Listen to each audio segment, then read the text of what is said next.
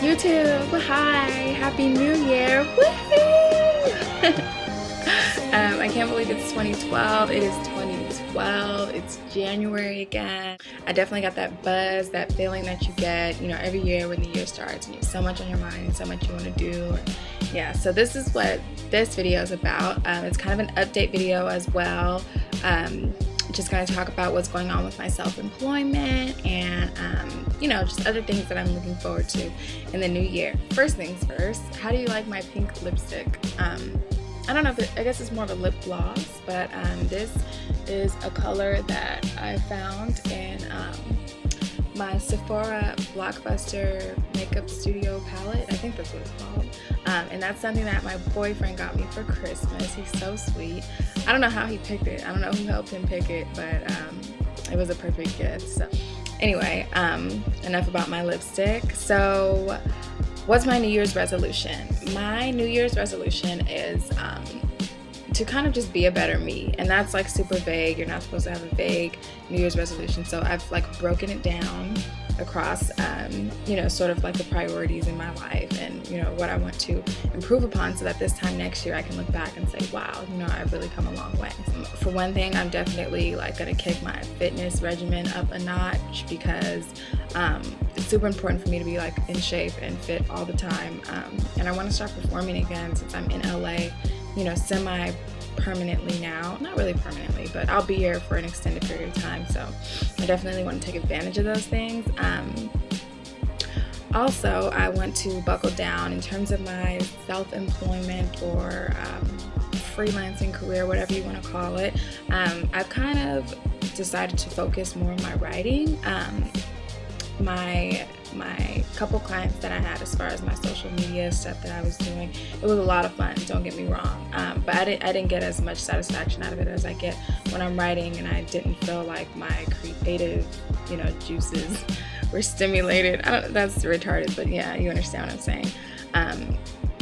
So yeah, I'm gonna focus more on my writing this year, and writing is actually like my medium. Like every, I guess, artist has their medium. If you were a painter, it'd be your paintbrush, whatever the case may be.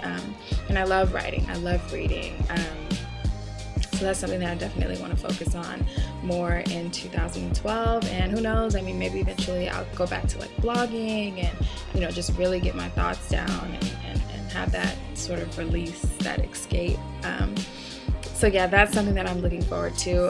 I get questions in my inbox as far as, how did I get started being self-employed or working for myself? And so I just kind of want to talk about the circumstances more so that brought that about for me, because I realized that, it's not as easy for everyone to just drop what they're doing and all of a sudden start freelancing, especially in this economy. So for me, I have a situation where my boyfriend, he and I are super duper intertwined, and so his career basically requires that we move around a lot.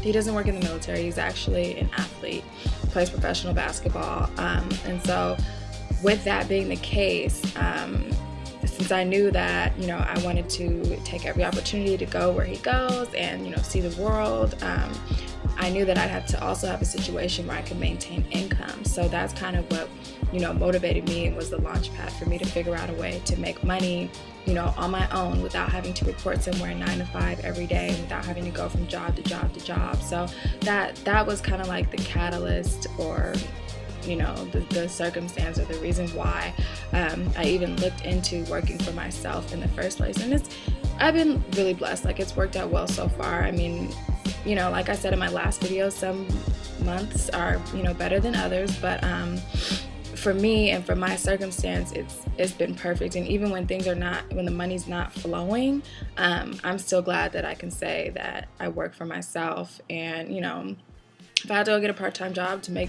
the ends meet, then I would. I mean, one thing that I definitely don't practice or believe in is just kind of like leeching off my boyfriend. Like, he makes his money and that's his money, and I mean, we share finances because we live together, but I still definitely have income goals every month and things I like to go out and buy. And so I'm definitely not the type of person to, you know, go and ask my boyfriend, can I please have money to go to the mall? Can I please have money to go get drinks with my friends? Like, those are the type of things that I like to finance myself. And I also like to help out with bills. If we go out on a date, I don't expect him to pay every time, you know, little things like that. I like to be able to do things for my nephew, and just have money in my pocket and have a savings, and you know, be financially stable. So that's why my freelancing is so important to me, and it's something that I maintain. Yeah, it's something that I maintain as much as I can, and I put a lot of energy into it.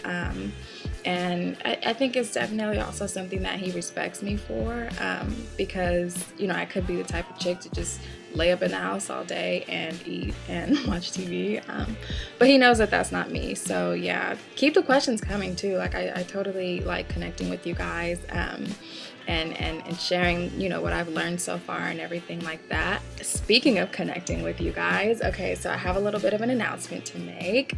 It's itty bitty. So since I'm enjoying, you know, this YouTube thing so much so far, and I really like to see what, you know, my digital peers are up to.